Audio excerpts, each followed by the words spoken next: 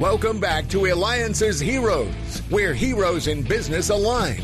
To be part of our super community and find out more about Eliances, visit www.eliances.com.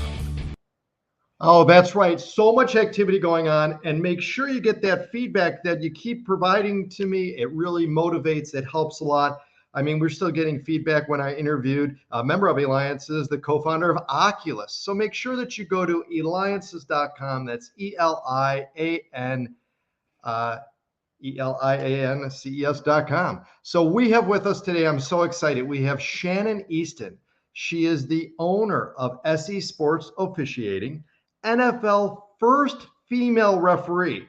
You got that? And author of Lady Ref, Making Calls in a Man's World. You can reach her at ShannonEastin.com. And of course, we'll also have that at ELIANCES.com, and click on the radio part here. So Shannon, welcome to the show. I mean, let's talk about it. What do you do for a living? Thanks, David. I am the director of officials for the Canyon Athletic Association, as well as the owner of SE Sports Officiating. And through both of those outlets, my job is to assign sports officials and then train and mentor them as well. Fantastic. So tell us what it was like becoming the first, paving the way, the first female referee in the NFL. Well, you know, it was a lot leading up to stepping on the field. There was a lot of attention that was coming my way. There was a lot to prepare, a lot in a very short amount of time to get ready for the moment.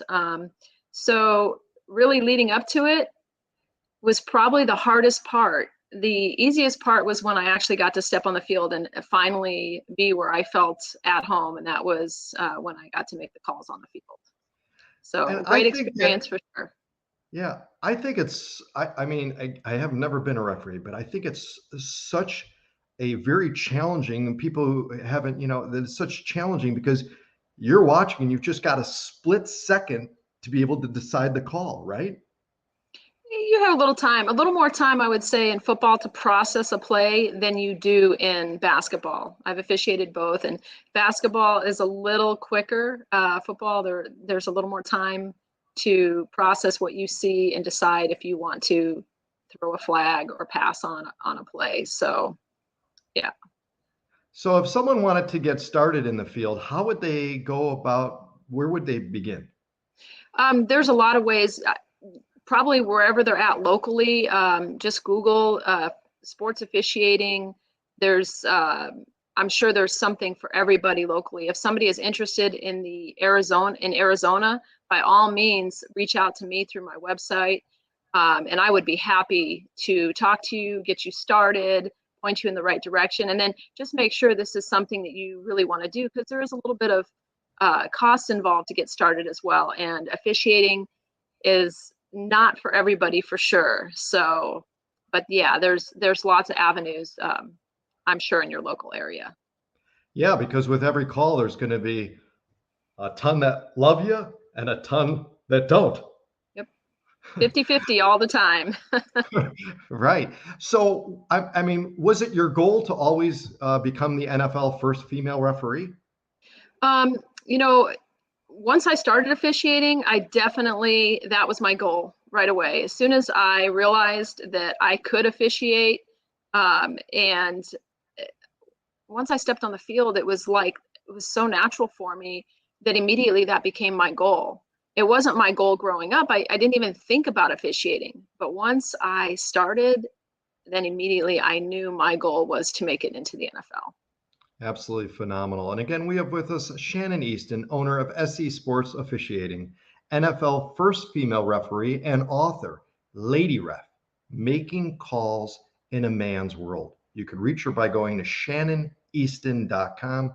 That's Shannon, ShannonEastin.com. Because you're watching and listening to me, David Cogan, host of the Eliances Heroes Show. So you know the only place to go. ELIANCES.com, the only place where entrepreneurs align.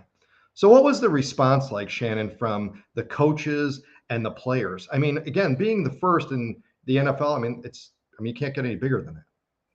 Yeah, the welcome I received was unbelievable. So many players came up to me congratulating me. The coaches were just amazing. The coaches, they just want to know that you can do the job, male or female, it really doesn't matter. But the response was overwhelming. I even had owners of one of the NFL teams that sent me something in the mail to tell me congratulations and signed it and said good luck. So I couldn't have asked for more positive response all the way around. It was unbelievable blessing. So when you stepped on the field, I want to know what it felt like for being at the NFL and I mean, being the first and being on the, like, just what's going through your mind? I mean, how do you stay focused and concentrated on the job while you're looking and realizing this is a monumental event? Yeah, like I said earlier, the everything leading up was more of a challenge than once I actually stepped on the field. Because once I actually stepped on the field, there's no choice but to focus on what you're there to do. And of course, I was feeling, I was nervous. If I wasn't, there's something wrong.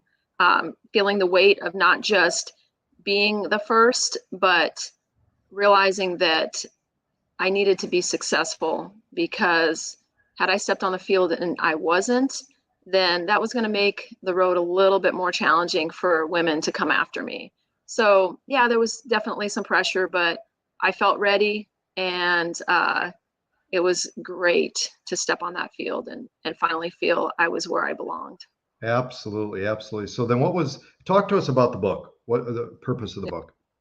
So actually, I was doing an interview after the NFL with a local news reporter. And as I was telling him a little bit about my story, he said that I really should write a book.